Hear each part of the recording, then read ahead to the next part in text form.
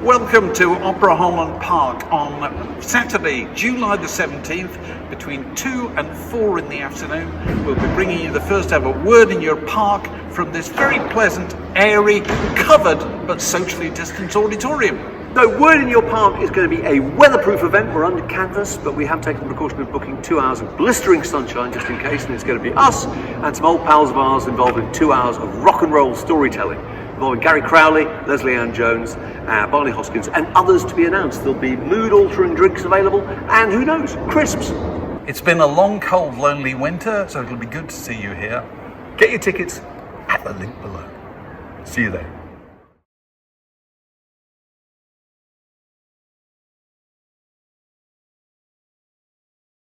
Word in Your Attic, a Zoom with a view. But Bob Geldof, the ever-splendid Bob Geldof, fantastic to see you. How are you? All right. I'm very impressed by your imaginary backgrounds that you've just, somehow morphed into fun. Look at this, Hepworth, for fuck's sake. That's not an attic. That is screen, that is. Green screen. Yeah, exactly. The ceiling would collapse. It's wallpaper. It's not real. Doesn't it look good, though? It looks great. It looks fantastic. Absolutely. It's coming to its own after all this time, definitely. So where are you? Where are you, Bob? You're in Ireland, aren't you? No, I'm in Faversham. Right. And we drag you in from your gardening, is that right? Yes, you have. I have my weeding gloves here as we are in at least the beginning of summer. But to your interest specifically, it's a curse for me because everywhere I move to, obviously, everyone wants to circle around the glitterati and the names and all stuff like that, which of course you understand. Mark Lewison, We he's know him well.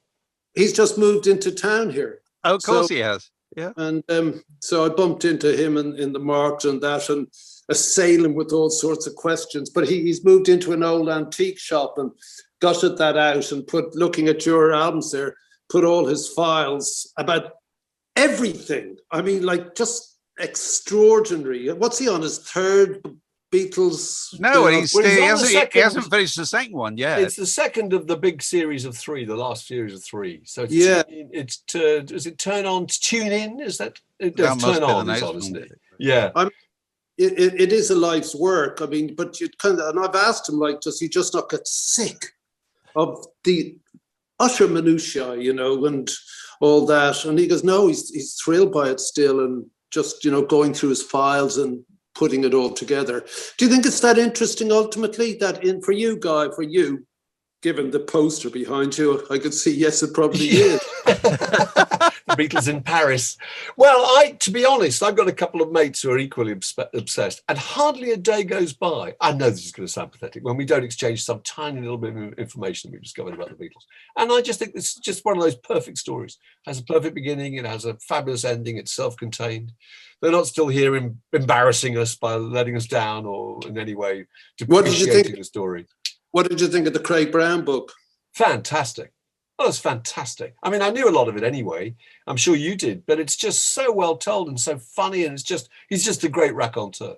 And it's all told about people, and it's told about events and anecdotes and stories. It's not kind of factual information, is it really? It's just great yarns. Brilliant. Of course, Lewison hates it and insists that he ripped it off him. Well, I think Craig admits that there's a certain debt there, isn't there? Possibly. That's one way of putting it. Yeah. Okay. So, Bob, have you got some stuff to show us? Because, what we traditionally do is talk about, and I'm pretty sure you were born in Dunleary, weren't you? So can you give us some idea of any record playing equipment that might have been in the home in Dunleary? We had, standard for our generation, we had the old wind-up gramophone, which had the baffles that you opened and closed for volume, Yeah. And this was adequate for my dad because he never really played music. He wasn't that keen. There were a couple of 78 classic ones, but bizarrely, there was also Hang Down Your Head, Tom Dooley. There wasn't the Kingston Trio that we had one by them, but Hang Down Your Head, Tom Dooley was something. So the stuff that actually Dylan did play and influenced him. I thought it was awful. Hang Down Your Head, Tom. There was a great one by, which I really liked, just 78. I'm in the jailhouse now. I'm in the jailhouse. Yeah. Country version of that by Webb. And I loved that. And then the Geldofs went electric about 4 years before Bob Dylan by my own man putting some wires into the hole where the wind-up thing was. Oh, brilliant. And somehow making the thing turn by itself, the turntable plugged it into the thing, at which point my sister had saved up to buy the Shadows album. She was a complete Cliff and the Shadows nut, and she shared a bedroom with my elder sister, and the whole ceiling, it was a big room, and the whole ceiling and walls were covered with Cliff and the Shadows, though my elder sister was more, she went to see Rock Around the Clock, and she'd snuck out to see it with her gang. And I remember she was sewing her pants the afternoon before to make them sort of, I think what are called capri pants, they went to your calf.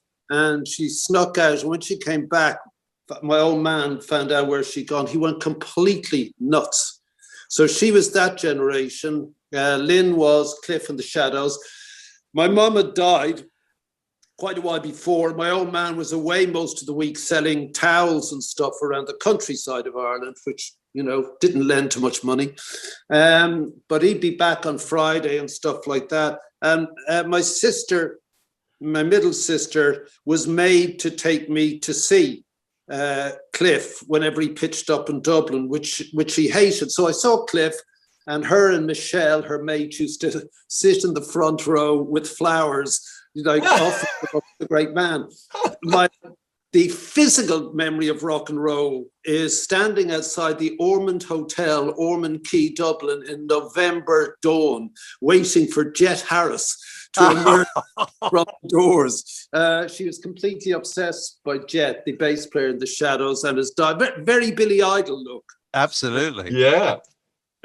Jet just, completely off his face, staggered out of the hotel and into whatever waiting taxi was there. So, yeah, that was it. Cliff, I mean, I didn't really like Living Doll and that stuff, but I explored the B-side. How old would you have been then, Living Doll?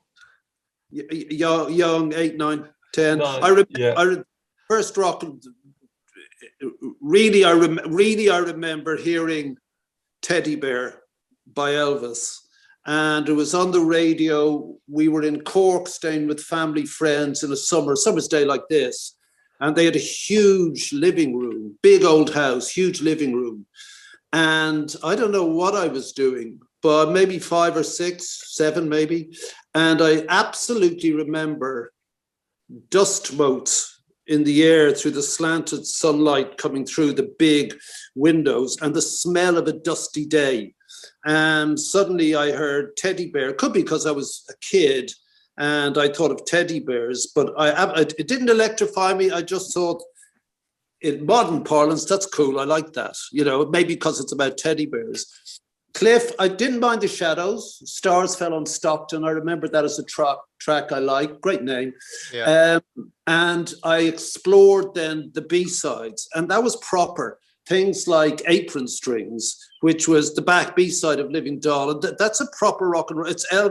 It's Cliff at his most Elvis impersonation.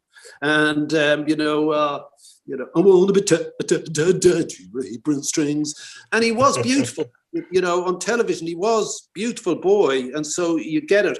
Dynamite was a fantastic rock and roll track. I mean, he did have good rock and roll tracks. There just wasn't the sense underlying it. So when I heard the Rolling Stones, then all that comes together.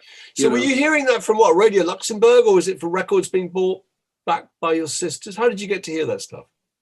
Cliff and the Shadows were my sister, but she, as I said, there was no money, so she was saving up for weeks and weeks and weeks pocket money. The first album in the Geldof household was the Shadows, that's for sure. And And then Radio Luxembourg, I suppose, I remember obviously avidly listening to that from the age of 11, 12 on. But things weren't great. Things were tense in the house. We brought ourselves up because, as I said, Mum was dead, Dad wasn't around. My eldest sister was 17. She didn't want to be a surrogate mother. She got out quick and married the local copper, who was a great guy, nice guy, kind of became a big brother to me, sort of. And then the middle sister was the family SWAT. So she stayed in very late because there was no point in coming home. She stayed until about 8 in school, and the nuns gave her tea and stuff like that. And I would just come home on the bus. Down the road from us, about 150 yards, were the O'Connors, Sinead and Joe O'Connor, the great novelist, that family. And beside them was Gary Roberts, who became the guitar player in the Rats. So there was a sensibility around at that time. And I'd come home on the bus, and I guess shared it at one point with the very, very young Sinead, and certainly with Joseph, who was 2 years or 3 years below me in school. And I just come back, and big old Victorian house, Dublin, foggy or raining, dark, no heating, of course, no phone, no fridge. So I just I do my own shopping and make something, and then turn on the gas oven and put my feet in the gas oven. And I'd read books and listen to Luxembourg. And literally, that was it for years. So Luxembourg wasn't just a radio station. This improbable microstate was beaming down through the purple rock and roll ether, a golden thread of possibility and potential and other universes. And they were being explored and articulated by those young boys and girls whose names are now etched into contemporary history. Mick and Keith, John and Paul, Pete, Ray, Bob. Who you got to see, didn't you, in the Adelphi? It's the Adelphi Theatre, is it? Was that the local? Adelphi Cinema. I was in Adelphi town. Cinema. We were in Dunleary, which is the suburb from which the boat left for England, and that's important because that was always our get out of jail. I mean, quite literally get out of jail. I mean, I'd sit there and just stare at the boat, wishing myself on it. And it isn't that I wanted to be in the UK, it was that I wanted to be in London because it seemed to be the centre of every thought that I had. And we'd get the bus into Dublin, again, when my dad would, I think, give her the money to go to see these new pop singers like the Beatles and Bob Dylan and that. And it was directly opposite the Gresham Hotel, which is still there. The Adelphi's gone. And they always played the Adelphi. There was about 5 or 6 big cinemas in Dublin. And so that's where we went to see Cliff. And in one 12-month period, I don't know if it was exactly 63, but middle of 63, 64, whatever, we saw the Beatles, the Stones and Bob Dylan. Fantastic. It's absolutely fantastic. And you were 12 when you saw the Beatles. Can you remember that Beatles show? My memory is I was under that, but even at that age, my sister would have had to take me. My dad made her, and her mate, they all went to the same thing. So the Beatles was, I kind of remember being the only boy that I saw there. And my sister wouldn't let me sit. We were in the stalls, and my sister wouldn't let me sit on the aisle seat because there was too many people coming up and down and girls going nuts. And do you remember the sort of marbleized green lino that used to run down the aisles on the slant in the cinemas? You know, there was no carpet; it was lino. It was green sort of marble. Yeah. And she was on the outside, which annoyed her because I was then beside her, and Michelle, her mate, was on the other side of me, but they wanted to be together to, you know, scream or whatever.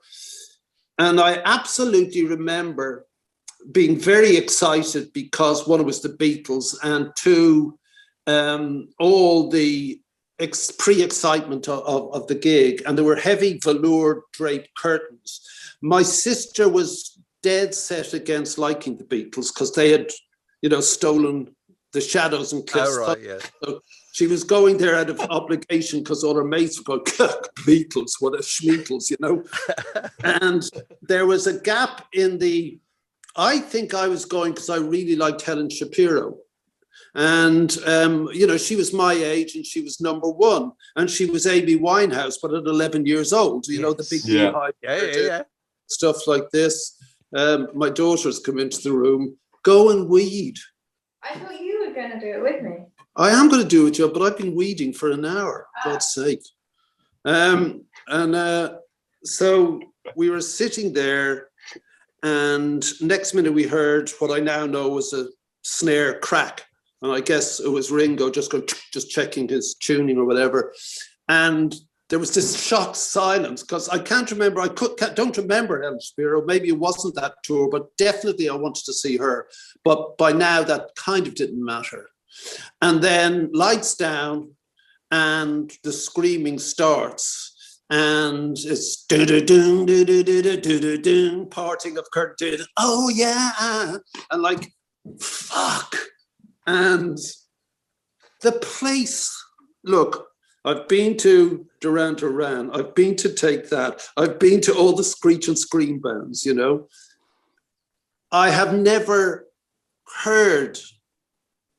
And I went to the Stones the same year. I've never heard a noise so frightening, so primal, so shocking as this banshee howling, as you know, and you genuinely couldn't hear much.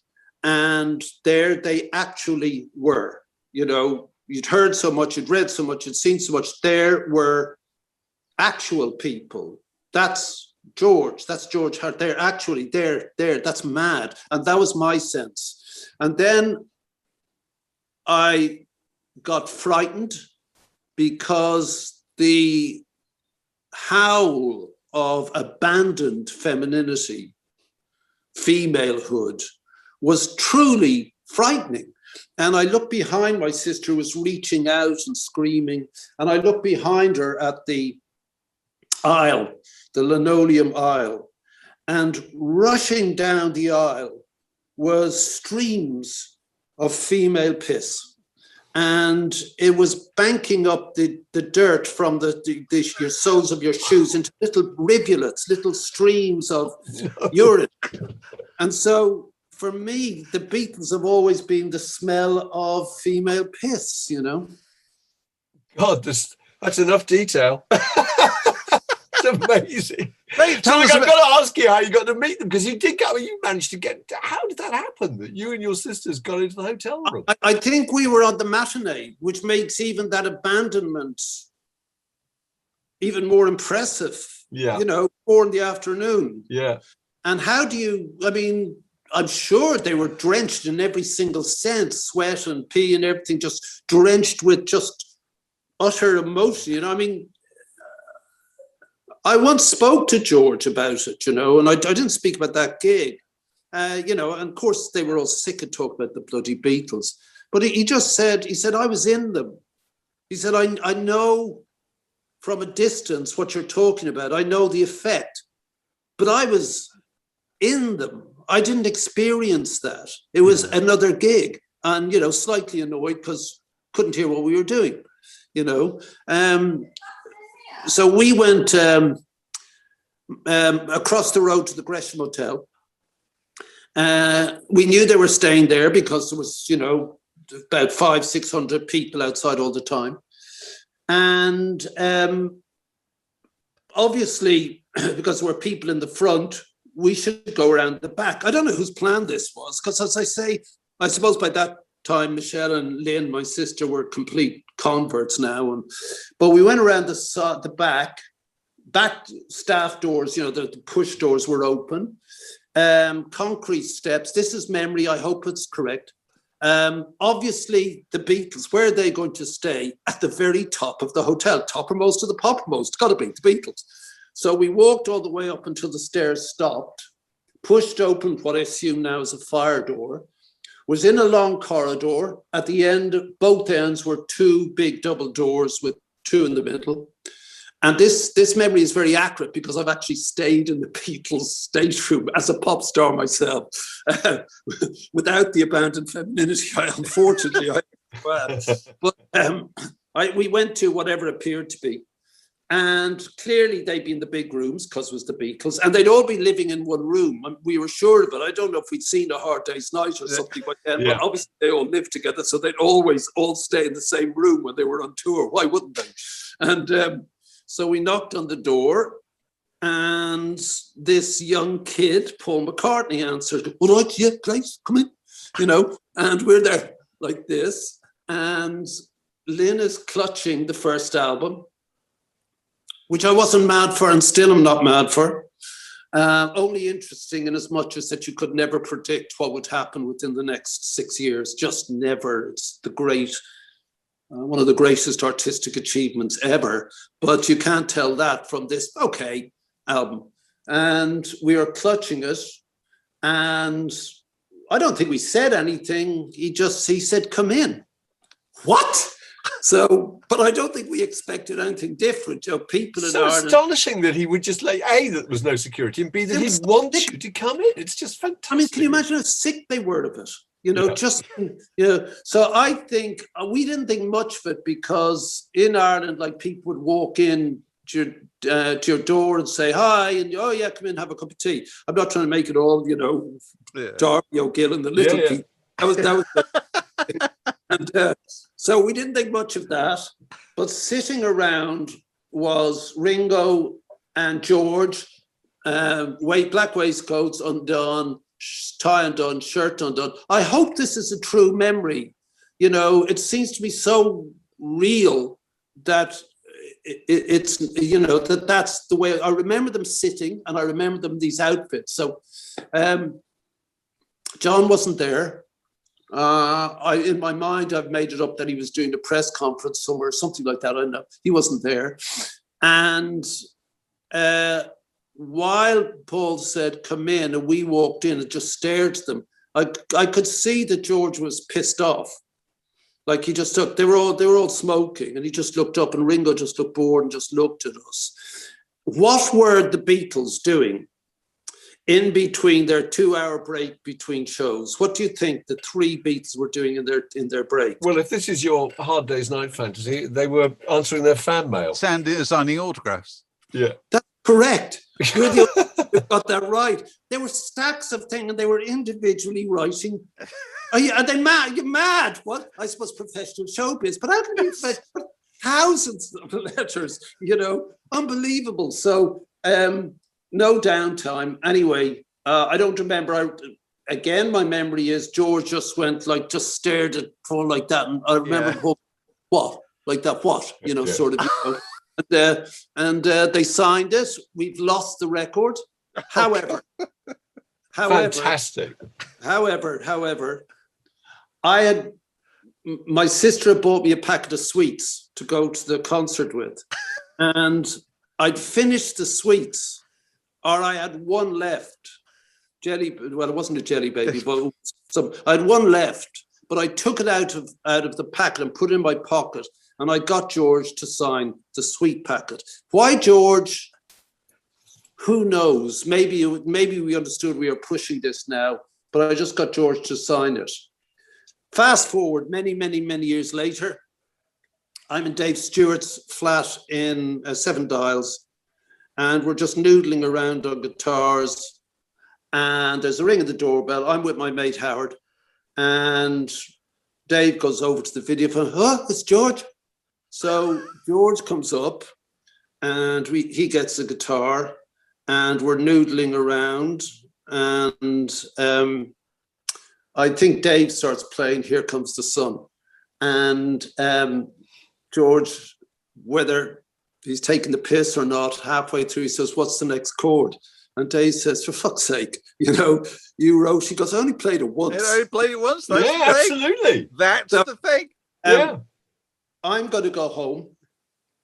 Not that late, I don't know, but I'm freaked out. I'd met George a few times. He'd come to the Rats gig in Oxford when we were beginning to make it in the Oxford Playhouse, I think. Came backstage, congratulated us. I remember our sound guy, Robbie's Californian girlfriend. I said, can't remember her name, I said, Sarah, this is George, just literally like that. And George just was used to it and said hello and walked past. And I promise you, she stood like that for minutes, just like this, just rooted to the spot. So we didn't know each other, but I'd met him. But I was still, it's George Harrison, excuse me. So he said, will you give me a lift? And we said, yeah, of course, where are you going? So I was Maid of Vale or something. Anyway, Howard had this shit sports car and it was top down and it was summer, but it was a bit nippy, maybe 11 at night. And he said, I'll go in the back. There was a narrow bit at the back. George said, I'll go in the back. And I said, no, for fuck's sake, I'll go in the back, respect. And he goes, no, I'm much smaller. And I said, you're a fucking Beatle. He said, true. And he sat in the and so it was nippy in the back and he had a denim jacket and he took it off and he said, put that around you. So we dropped him off and said goodbye and I got in the front. And, he was tiny. I had the jacket draped over the back of my shoulder, but he forgot to ask for it. I forgot to take it off. So I went home the next day. I called Apple, maybe, I don't know, maybe is Dennis, the guy doing the what, I don't know. And I said, listen, George left his jacket. They said, great, Bob, we'll send someone around to pick it up. No one came. I still have the jacket. Yes. It's got, I'm a lumberjack embroidered on the inside of the denim collar. And it's got a mystic tree, embroidered in wool somewhere. And in its breast pocket is my sweet packet from when I was 11 years old with George. No. Oh, that's sweet. Which you put in there. That's so sweet. That's lovely. That's fantastic. That's a brilliant story. That's a brilliant story. God, wow. Where else can we go? Yeah. Can you give us a snapshot briefly of Dylan at the Adelphi? Because that was 65, right? I Can don't you know remember? when, but the Stones came soon, and that was a whole different otherness. Much more guys at that. Yeah. And the gangs of Dublin were all there, and they came on completely the opposite. They wandered on, I immediately clocked the look, just thought it was wonderful, didn't seem to give a fuck, this, contemptuous insolence, and Mick was very still on stage. Brian was just looking around like this. Keith was impish. People forget this. Keith was the one trying to be Paul. He was trying to be show business. He kept doing this little skip and grinning. And Bill and Charlie were Bill and Charlie. And Mick just stood there just looking out, just with sort of half sleepy eyes, just staring at nothing really. And they did, kind of get a witness. I need you. And as Mick pointed at a girl, she collapse. I need you, bang, you, and the guys would just be hauling them out. But I didn't. And he was so beautiful. All this thing about them being ugly. They just look. I don't know if you've got daughters. Do you remember when brats were a thing? Those dolls, with huge big heads and tufts of hair and tiny little bodies. The Rolling Stones were like brats. They were little people. Yeah. People with big heads. With big heads. Isn't that strange? As so many pop stars appear to be. It's an illusion, isn't it? So they were so good. The noise, that rumble of, I don't know what it was, some primal thing. And I didn't want to be Mick. I didn't want to be Keith. I wanted to be them, that gang. I wanted to be that. And he was very beautiful, and what I now understand as sexy, though I wasn't responding like thing. I just thought, it centered very much on him. It was so just static, and the occasional ding, ding, ding. So I left that gig having to think what I experienced. And luckily, we had a fantastic record shop in Dunleary owned by three brothers, Timmy, John and George Murray. And not having anyone at home, I'd spent lots of time in there, and wanting to hear the Who and the Small Faces and that, and they'd be saying, Geldof, and I'd be just lurking, going through the records like in Hepburn's thick file there, and they'd say, have you heard this? And Mick and Keith were proselytizers. That's what's weird. John and Paul weren't. Mick and Keith were constantly saying, don't listen to us, listen to Howlin' Wolf, listen to John Lee Hooker. And I'd go and I'd say to Jimmy and George, have you got this person called, and they'd put it on. And I was rooted, is the correct word, rooted to the spot by this almost invisible music, a nothing note, a rumbling voice, but something profound was kicking off in me. So Dylan was telling me what to read, James Baldwin, Alan Paton, etc., etc. So I devoured all that. And Dylan shows up, and it's a studenty crowd. I don't have a memory of my sister at that, but maybe she was. And we were in the balcony, and it was studenty and gougers, fucking corner boys, you know what I mean? Yahoos and gougers in Dublin. Dangerous. Like hair slicked back, but they were at Dylan, and it's a gang. It was a gang town, more than it is now, but still a gang town. And it was the tannoy system, and I hadn't been up in the balcony.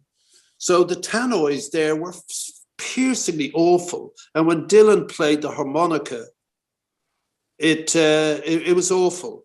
And the gougers were saying, turn the bleeding noise down, Bob. So Dylan would go over to the cinema manager and like Dylan was ignoring this, and like the silence of, I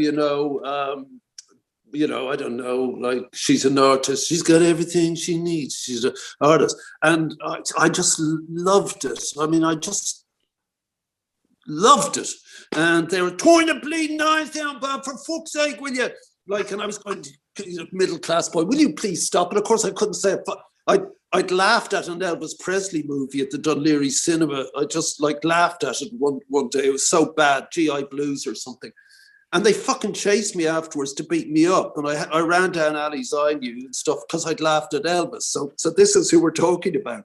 And so the noise didn't turn down, and he kept playing his harmonica. And then they got a bit really shifty because he wasn't doing Tambourine Man or something. So they started saying, do you Tambourine Man, Bob, will you? Like, and of course, the Tambourine Man didn't happen. So, Jesus, Bob, do you fucking Mr. Tambourine Man, will you? And like, eventually Dylan started beginning to clock, something above the polite applause, of the students. And like, he heard them going, and I'm sure he didn't understand Tambourine Man, but he eventually got it. And he goes, the next song's, hey, Mr. Tambourine Man. And of course he did something completely different. Jesus, Bob, come on, Mr. fucking Tambourine Man. That fucking noise is awful. So did it again, presumably. Yeah. The next song is Mr. Tambourine. He never played it. He just announced every song. What a curmudgeon. Yeah. Oh, that's fantastic. God, what other singles? Can you remember those other any first singles you bought?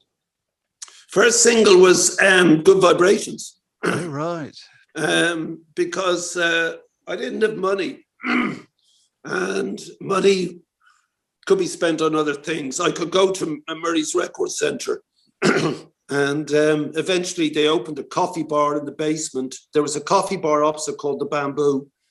Older people went there, so I was a bit inhibited. But eventually Jimmy opened up a coffee bar in the basement, your classic coffee bar, black everywhere. The best jukebox ever. Going from, as I say, John Lee Hooker through Chicago, through Tyrannosaurus Rex, through just constantly changing. And everyone, playing different things. So I got a kind of half-assed job. It was a shilling in or sixpence, unless you were a regular. I got a sort of half-assed job doing the coffee in there or taking the money at the door. So I spent a lot of time there, and I could get the music I wanted, but Good Vibrations was so monumental a sound to me. Lynn bought, we definitely had the Rolling Stones' first two albums, which if you equal them to the Beatles' first album, I mean, it just the Stones' first album is huge. It's a wonderful, one of the great debut albums ever. I mean, you know, talk about a marking card as to what this band is going to do. You know, so we definitely had that, and I played. Did I buy that? She liked the Stones, but. And also, you know, the whole, you know, from your generation, the whole Beatles Stones things, my dad got annoyed by them. And the whole thing was, how can you like that rubbish? You know, at least the bloody beat. Now, this was a conversation with his mates, I remember, in the Crofton Hotel, where they quaffed fucking beer and I was giving a Britvic fucking orange. So they were told, what do you make of them fucking Rolling Stones? Oh, look, the state of them, for God's sake, you know. How could they be turned out like that? And the hair, oh, don't talk to me about the hair. For God. You know, and he said, at least the Beatles have got some tunes. Actually, they were completely right. Yeah, it was the hair, look at them versus tunes, you know, fuck off, you know. So, that was it. Look, standard 1960s thing. The difference was, I think, we're kind of the same age, I think the three of us, was that I was a child in the 60s, but I was not a child of the 60s. And I think you had to emerge from the 50s to do the whole hippie thing and all that. I thought that was middle class shite, really, and largely still do. Turn on, tune in, drop out. No, don't drop out, drop in. You know, don't tune out, tune in. You know, that was the message really from Pete and Ray and the period when the Stones went through their social realism period, which was wonderful songs. Jagger's a superb lyricist. Never written about, very, very, very underrated. You know, clocking Mother's Little Helper, clocking The Flat in St. John's Wood, clocking all this as a young man on the make and seeing it as you're going around on, you know, climbing up the social ladder and writing about it, you know, what a drag it is getting old, you know, and all that. Very good. As good as Ray Davies, I'd say, in that area. Yeah, yeah.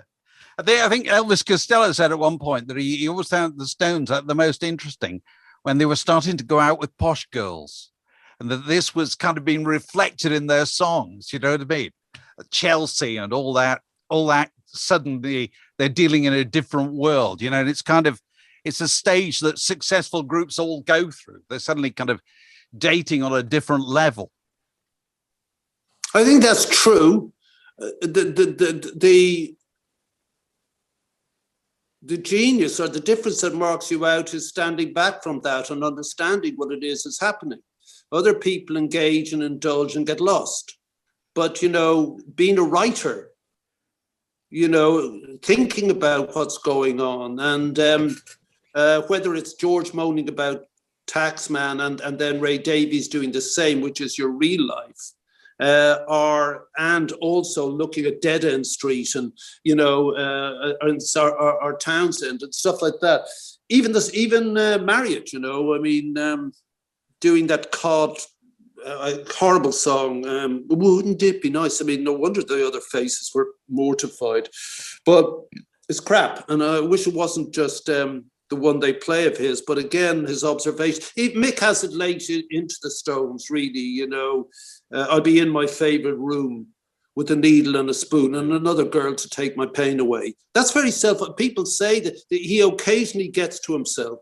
He doesn't mean to, he doesn't want to. He's a good observer of, he'll never talk about. So these were very clever people, and, you know, they're at the top of pop Mount Olympus because they're very good.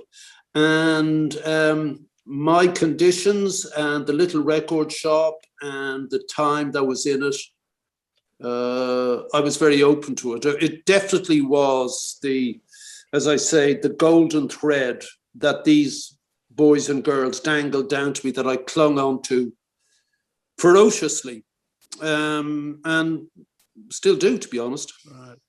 Do you keep any of the records? Do you keep stuff? Over the years, unlike you, they sort of disappear. And but I liked that my kids delved in and found them without me pushing this stuff down. Yeah. And you know what I like about your children sifting and selecting is that it's very Catholic. So I remember Loaded, one of my favorite albums, The Velvets, being played a lot. That led to Leonard Cohen. When Peaches and Pix were Spice Girls, when they were little girls, they had a Spice Girls room of Union Jacks and stuff. They had bunk beds. And I got sick of the bloody Spice Girls thing, you know, because, you know, I thought they were a laugh and good. And to be 10 and 11 and to be told that you had girl power is very cool. And but I was in Phonogram one day, and John Kennedy, I think, was president. He's been the really the one who's run Band Aid for the last 36 years. And you know, my Lone Ranger, I'm his Tonto, really. He was playing some tape. I said, "What's that's really good? What's that?" And he said, "It's this kid we're thinking that we're signing called Eminem." And I got a cassette. And I brought it back to the girls, and I said, "Never mind, that Spice Girls." It was like my old man with the Yes. I put it on, but immediately they got it. Maybe because there was naughty words, no, but not really. They were so into it. Out went the Spice Girls. To this day, that is their lodestar. Well, that's Pixie's lodestar. You know, like that's the one. In fact, yeah, I was down at the used bookshop and I picked up the Eminem book and I brought it back to her last week. Said, "I've got that." Yeah, of course you do. You know, but Oh, that's one of the rarest. Does that ever happen? The fathers prescribe the music their children should be listening to. They go great. I agree. That's an absolutely extraordinary. It's a first. yeah, Congratulations. It's Jesuitical. Get them at the right age. Yeah, I guess so. That's amazing. Wow. What about groups that had an impact on the way on stagecraft, on the way you were on stage? Can you think of 2 or 3 people that you saw and you thought, "I like what they do and I might appropriate some of that"? Yeah, I mean, obviously the model was the Rolling Stones. We were going to be a twin guitar band because that was the noise that we loved. But like all groups, including yours, it was an amateur effort that we never thought it was anything. It was something to do. I really didn't want anything to happen because I was mortified by me rather than us. I couldn't hear us. You know, you're in a tiny little shed, literally in the back of the garden of the flat that I was renting. And no, I couldn't really hear it. It sounded just rackety and not good rackety, not MC5 rackety or something. I'd written about music the previous year. I was the music editor and circulation manager of an underground newspaper in Canada, the sort of Rolling Stone of Canada. Oh, yeah, Vancouver, wasn't it? That's right. Georgia Strait. So this was at a time when Rolling Stone was the local paper and the Berkeley Barb, and I had to be smuggled into America because I was an illegal immigrant. I'd gone to drive heavy diggers up in the Arctic Circle mining gold. That was what I'd got a job doing that, and I could drive heavy equipment. I'd been working on the M2325 here, and the money was amazing. So I stopped in Vancouver. I came across on the Greyhound with my girlfriend because the job required you had a woman with you because there was nothing to do in the north, and so the guys would just drink and fight, not be able to work the next day. So Daphne and I crossed Canada in the winter and got to Vancouver, and I paused to assemble my illegal immigration documents, like your NI card and, you know, all this bollocky sort of government stuff, which was relatively easy to get. And then I was up north. But in the meantime, I got bored and went to the hippie part of town, Gastown. Can you remember what the first piece was that you wrote about music? It was...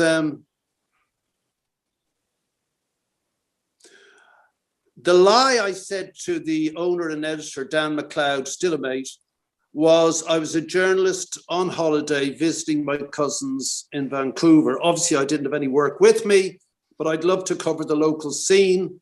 And if they didn't like what I'd written, don't publish it. He sent me off, and I would have covered some local band I took a picture or two with my camera, and he published it.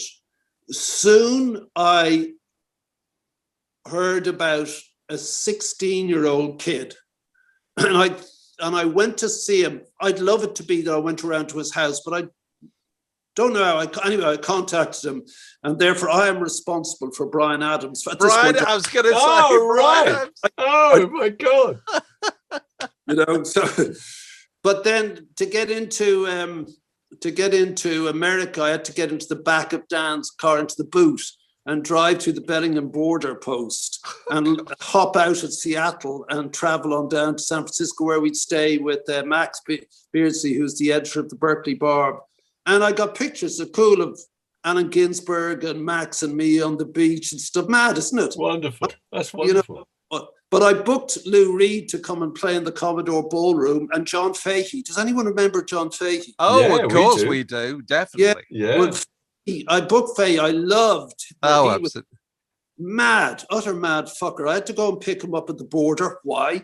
Because the Canadian police had asked him to open his guitar case, on the inside of which was taped a fucking autograph picture of Adolf Hitler. Oh, no. Autographed. How did that get in here? I wasn't there when I closed the case up. Good Lord. So in between weeding, I've been sorting out all this stuff. So I found all my illegal immigration papers. I found a letter from John Fahey, a long letter, half mad, half great, thanking me for a great time and to come and stay with them. So I wish I'd got to stay with them. Absolute nutter, but genius. So I wrote a shit review of George Harrison, solo gig, which was picked up by Melody Maker, was published in Melody Maker. That's also in the other breast pocket of my George Harrison jacket. And I loved it. I loved it there. It was the first time that anyone had shown any approbation for anything I'd ever done. And that sort of enlarged me. And I became a sort of small local celeb on radio, holding forth as I do now on everything. Got kicked out by the Mounties. They got their man. I was illegal. Went back to Ireland, applied for a permanent residency in Canada, which I'd have liked, in Vancouver. Tried to start an exchange and mart type paper because I'd saved enough money and I wanted to. Rock and roll was the instrument of change in my life. In Canada, it articulated, we were at the time of John Sinclair and, the Detroit Free Press. It was the time of Watergate. So this was all expressed through rock and roll and the reviews and the records. I knocked it on the head when I got the stylistics. And that was my last review. And the last review was the stylistics, so and so. And the review said, "This is shit." That was the end. That was the review. And at which point the Mounties knocked on the door and threw me out. The stylistics are to blame.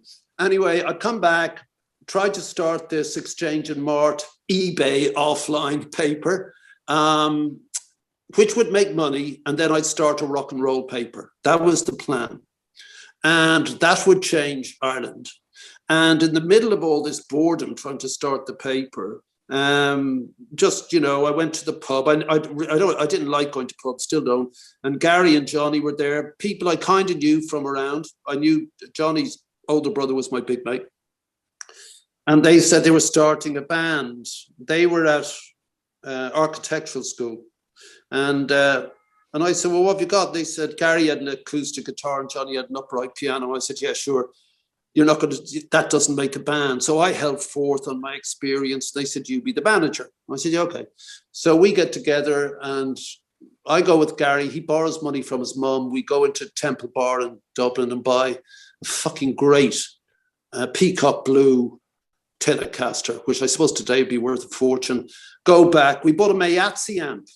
And we bought a Mayatsi, which we'd never heard of subsequently, because if you hit, let's say, a Bo Diddley rhythm, dink, dink, dink, dink, dink, dink, the lights on the amp flashed in time with the beat, dink, dink. So we got a light show as well. So we went back, and Gary started playing Howlin' Wolf and Smokestack Lightning, dum, dum, boom, boom, boom, boom, boom, boom, boom, and I start playing harmonica. I could play harmonica quite well. And I started singing Smokestack Light. And he said, you should be the singer as well. And I said, yeah, okay. So that was it. And the one I really loved, Aladdin Sane. And then I went back to Ziggy Stardust. I fucking loved them. I loved Steeler's Wheel at that time. It's all mad, but to the individual, it makes sense. And we tried to play the stuff that we all individually liked and forget it. It was awful. So we just said, hold on. What do we all like? We're all people from 63, 64, 65. What do we all like? So inevitably, my generation, inevitably, whatever, all those tunes, the Small Face, the Stones. So it turns out that we automatically fell into that. It turned out automatically we could do that stuff. Jerry, the guitar player, gets a gig at his college, 30 quid.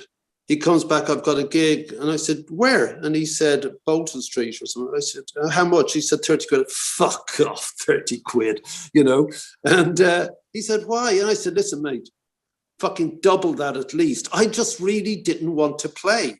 I was shitting myself. Next Wednesday, practice day, he comes back and says, yeah, they said, okay. That's what? 60 quid. Fuck. I'm fucked, So we practiced like nuts. Oh, the whole thing that made it work. That summer's afternoon, 1975, I went to my mate's place. He was the rock journalist for the evening paper in Dublin, Faulkner Kelly.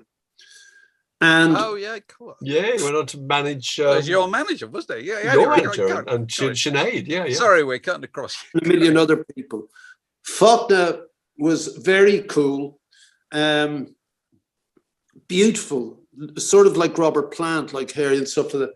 I went around to his place and he played me Jailbreak by Lizzie, but then he played me 2 records, which completely changed how I thought pop should be done. So the first was Catch a Fire, Bob Marley, and I hadn't a fucking clue what this guy was on about. Not a clue, couldn't understand the rhythms, the beats. I was pissing myself at the patois, the way that he messed with words. So ain't got no birth certificate on me now. That stood in my head because I listened closely to lyrics. I said, hey, Mr. Ain't got no birth certificate on me. And it took me a while to 3 lines into, and I chuckled. I thought, and it was like cathedral music. That's what I think I said to Faulkner. Something other about this that's totally wonderful. I did, in my mind, maybe I thought it was Calypso or I don't know. Then he played me Down by the Jetty by the great Dr. Feelgood. And literally that's the Rats don't exist without Dr. Feelgood and many, many, many, many other bands. And it was, if you could have crystallized and assembled every notion I had about what this crap band from Dundee should be and do, that was it. Pissed off that these guys had arrived at it effortlessly, brilliantly, totally different sound, raw, primal, and words. I couldn't believe you could make such dynamically simple music and put at the top of it standing, watch the towers burning at the break of day. Wow. That's Paul Simon. That's Dylan, Who are these people? Stare at the cover. Amazing as the Ramones cover, one as amazing as the Stones cover, first cover. I literally begged, it was hard to borrow albums from your mates. What a significant moment in your life, Faulkner O'Kelly playing you those records. That's amazing. And ran back to the shed, to the flat, put it on the record player, Catch a Fire. Didn't really get it, but all the band liked it. I mean, amazing, because it's, hard if you've never heard this stuff before. So something's going on. This is really very different and important. And then everyone immediately, right, we'll have Down by the Jetty, and we will learn off every single song exactly, except I couldn't do Brillo. And we got the vibe. There were too many instruments with us, with fingers, piano, and Jerry's. Gary could do the guitar, but with Jerry there, so it was kind of too much. So we were led inevitably to more complex pop tunes. So that's the second album, say. But for the first gig, couldn't find a name. We had shit names like every band. Gary came up with Traction. For fuck's sake. Sorry, spell that. Traction. Traction. Traction. Yeah, like we're fucking 89 years old. That's a shocker. That really is. Like, goodbye, end of the road for us. That's so soul-sapping, isn't it? So deadening of any... So then we started fucking around with very undergrad things like Mark Skid and the Y-Fronts, that sort of... Dear. And, Gary was at... some of them were at college, and I just thought, fuck off, So worse than Traction. I said, it's got to be a name that suggests the music long before you ever see the band. And one of my big bugbears at rock and roll in the summer of 1975 was, who the fuck decided that the definite article would be thrown out of rock and roll? What happened to The Who? Yeah. This whole place. Who came up with Led Zeppelin, Black Sabbath, Pink Floyd? Fuck off. Clearly the great bands had the in them. Yes. So the first rule is we had to have the, because then you could shorten it. If you became intimate with the band, you just go, the Stones, So it had to have three names, really, I thought. Oh, I never thought of that. So I came up with the Nightlife Thugs. So you'd go the Thugs and Nightlife, because you'd have this image of prowling and fog and yellow street lights and corners and alleys.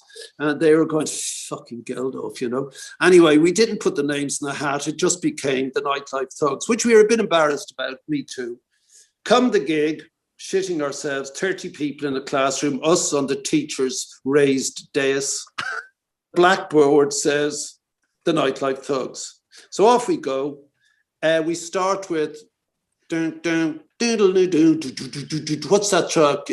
First track on Down by the Jetty. She does it right. Bam, bam. I've got my cap, scarf, and coat on, assuming I will be walking off to get the 7A bus after song number one. So you got a school cap on, is that right? School cap? No, a proper James Joycean cap. Oh, right, okay. Yeah. At my back to the audience, Jerry, it's such a simple riff. Dam, bam, da-da-da-da. He's shitting himself and goes off on some other trip altogether. Like, and this is crap. So we just go with whatever Jerry's going with and make up a song on the spot, that dribbles to its inconsequential end to utter silence, And then we kick off. Song 3, the sound of clapping percolates through my fear and knowledge that this is shite. But I turn around and there's 30 people grouped closely in front of the little platform, and they're just looking at us differently. And I start singing with more confidence and behave with more confidence, and off comes the cap and scarf and coat. And we pause after about an hour and a half. We don't know how long we're meant to play. And two things happen. I'd been reading again Woody Guthrie's great biography, Bound for Glory, which Dylan had told me to read. And that turned me on to the Beats. And I was rereading it bizarrely the night before the first gig, and had come to the spot where he's 11 years old and his dad is an oil man, and they've discovered oil again in some part, I think not of Oklahoma, but somewhere. And the family have moved yet again to this new boomtown. And there's a gang in the town, and Woody tries to join it, but they won't have him because he's one of the new itinerants. And they tell him to fuck off, but he does join. And oh no, I've got it wrong. He's established in this gang, and the new kids arrive with the new oil men, and they're not allowed to join the old gang. It's very snobby. And Woody says, "Oh, fuck off," and goes and starts a new gang with the new kids. And the old gang leader comes off and says, "Do you want a war?" Because they're 12, 13, and Woody says no. And he goes, "Who do you think you are? You Boomtown Rats." I go, "Yeah, who do we think we are? We think we're Boomtown Rats. You know, we don't want to cooperate. We don't want to be part of the old gang." And I'd read Which that, has exactly the same scansion as the nightlife thugs, weirdly, doesn't it? So it's that rhythm is there already. Yeah. Yeah, but it's such a good name. And it you know, when I think Boomtown is in your head, but it was specifically Dublin, really. And I said it in the pub beforehand. We were rehearsing the 3-part harmony in the pub of I'm talking about my baby, not your babe, she's my babe. She's so fine. We were rehearsing that. And then I said, "I've been reading this book," and I read the passage, and they said, "Yeah, that's a good name." So halfway through, we take a break. "Thank you very much. We'll be returning." We knew everybody in the fucking room. "Thank you very much. We'll be returning in half an hour. Take a break. Thank you." You know, and this girl who I didn't know walked up to me. Now, this is Catholic Ireland in Catholic 1975. This Irish girl walks up to me and said, "I'd really like to fuck you." Okay, what? Now, it is the most powerful aphrodisiac, isn't it? Being on a rock and roll stage. Unbelievable. If there was ever any doubt in my mind, career-wise, boring fucking exchange and more type paper, or sex apparently on tap, excellent drugs, and screaming stadium whores. Let me think which way was career decision.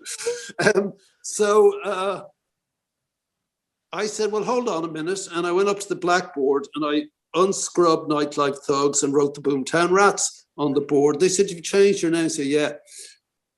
My girlfriend was in the room, so it took a bit of finessing, but I went off with, "I'd love to fuck you." And she did. And it was, do you remember that book by Erica Jong, The Zipless Fuck? That was the first that happened to me. A shag without any complications, nothing expected, except that everyone gets off on it, and no consequences between the two of you, everybody else perhaps. So the amorality took a bit of finessing. There's a whole chapter in that, isn't there? And Rats, certainly not a Nightlife Thug. So that was it. Second gig in Pulafuka, which is a village up in the Dublin Hills, way outside, well, not way outside Dublin. Rammed. What happened? Rammed, like sweat. And there was no stage. We were on the floor and off we went. And I'd spoken to you about how people looked at us differently, but that's the first time I kind of thought about it. So I looked at the band as this was seriously kicking off, the crowd going nuts. And I look at Gaz, who literally lived down the road, and I'd go, and he was a fucking mad cyclist. I'd go into Trinity College to get, cheap food and play snooker with him on his bike. And he just looked different. I looked over at Fingers. He looked very different. Not like the people I was in the pub with. And they were looking at us differently. And towards the end of the evening, I looked up and the barman had stopped serving drinks, not because it was closing time, because he was dancing across the bar on top of the heads almost of the crowd. And that's when I took it seriously. But that was the first time I thought, maybe there's something going on here. Yeah. Extraordinary. That's absolutely extraordinary. Because so life changed just in a moment, isn't it? Just this is the direction I'm going to stick to it. Yeah, you can see how addictive that would be. There was a lot of fumbling to get there. I didn't have a single exam, not a summer exam, not a Christmas exam, not an O level, not an A level, not a nothing. Yeah, zero. And so a lot of just endlessly going from country to country, town to town, trying to find a job, get cash, put in your back pocket, move on, until something cropped up. And the Georgia Strait, writing about rock and roll, you're sort of on this vortex that's taking you, at least in my case, you know, I blagged my way in to see the Rolling Stones in 1971 at the Roundhouse doing Sticky Fingers. I've just found the photographs I took of that. And I just had 2 empty camera cases and 1 Pentax. I had pressmate. Can you imagine the Rolling Stones? And at the Roundhouse. And I obviously got in beforehand because I've got pictures of the setup. I'm obviously there after the gig because there's just paper everywhere on the floor of the Roundhouse, and little Marlon Richards is just by himself, not in a nappy, just out of a nappy, wandering around with the lights on. And I've got pictures of Keith tuning up backstage. How the fuck did I get in there? I've got pictures of Zeppelin in the marquee, very close, with all the crowd, like heads just sitting there. And what's his name? Planty is giving it Plant. Page is giving it like this, but he's really, you know, and there's a roadie beside Bonham, crouching down, looking really bored with his hands in his ears. So I couldn't afford to get in there. I was living in a squat, but I've no memory. Oh yeah, the Oval, Rock at the Oval, Rod and the Faces, The Who. I've got cine movie of that from the press barriers. So I got backstage in Rod's dressing room, you know, with him just sitting there, just looking at him. How? You know, with the Rats, I hitchhiked to Holland to get the first gigs out of Ireland. But the reason I was hitchhiking was to see Bowie on the Black and White tour. And I think I saw him in Belgium and then hitched down to Amsterdam. I was staying on a DJ's floor, Harry de Winter. And I had a demo of the Rats, I think. And I got back. I mean, that concert was just unbelievably beautiful and brilliant. And I get backstage to Bowie. How? Anyway, Bowie's chatting to me like I'm another geezer, except here's the very distant David Bowie, you know. And, David. You know. He's chatting to me, he said, so who are you? He just looks up, you know, this is like, you know, in the beautiful black and white thing, Back to the Beats with the waistcoat and white shirt and all that. Razor thin, like you can see the light shining through him. And he goes, who are you? And I said, oh, I'm in a band in Ireland. He goes, yeah, what sort of band? And I said, R&B. He said, oh, I tried that. It didn't work. And so he's so nice to me. This fucking oik. You know, after a gig, you really, what's he doing hanging around there, you know? And I said, will you sign this? He goes, what is it? I said, it's one of our tapes. He said, it's not one of mine, he said. I said, no, he said, you cheeky fucker, you're like me, he said. And he said, do you not want to give it to me so I listen to it? I said, no. I said, honestly, you won't like it, so just sign it, please. And I've got that, obviously. And in my life is weird. I got to be his friend. And that's not boasting, it is. A wonderful man, a kind man, the very opposite of what you think.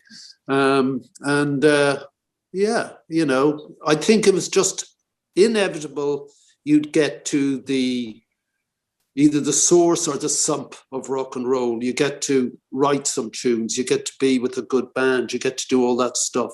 I think that was the only possible way I'd end up.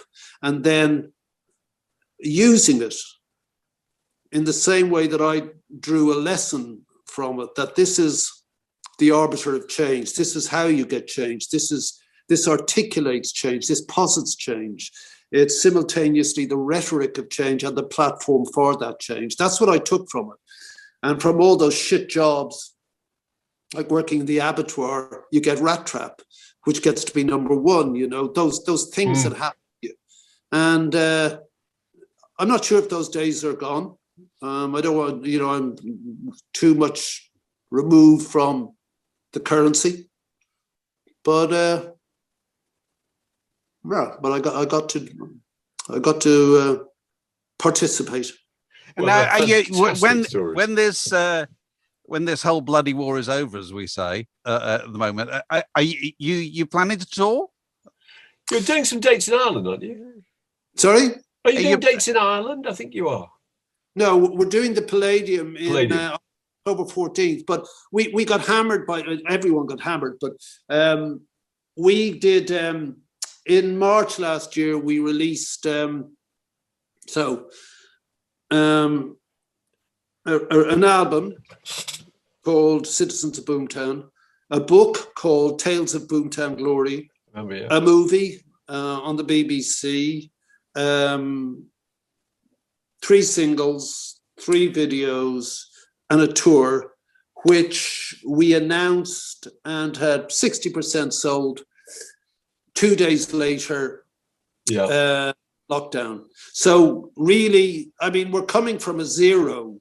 I brought out, after the Rats broke up, I brought out 6 or 7 albums. I was doing really nicely, obviously, particularly in Europe. I had become at least critically recognized, sort of as a songwriter kind of thing. So I got that crowd of people. I had a great solo band, still do. So I was really happy with the way those things were. But then the others came to me and said, do you want to give it a go? Whatever my mood. I said, yeah, but if it's shit, if it's nostalgia, absolutely not. So turned out I was just as thrilled and excited by that as I was by the stuff I did in the other part of my life.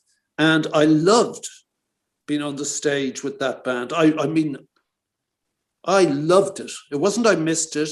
It was absolutely visceral and second nature to me. It must have been so hard not being able to do that for the last 18 months. No, for the last 18 months, no, not at all. It hasn't been. It hasn't. It has been hard. The frustration of 2 years' work, though.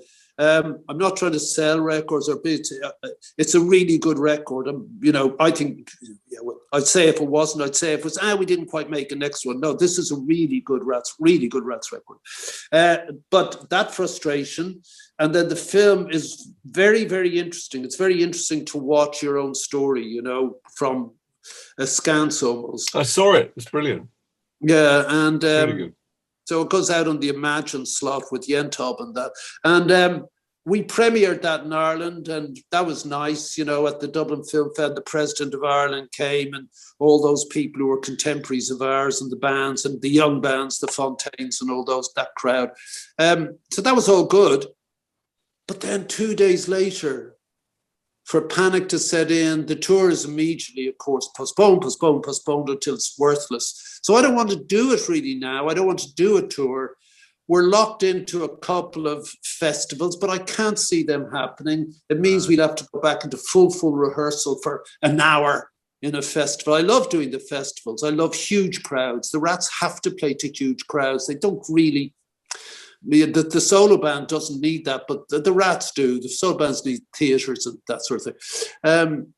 I like doing the Palladium.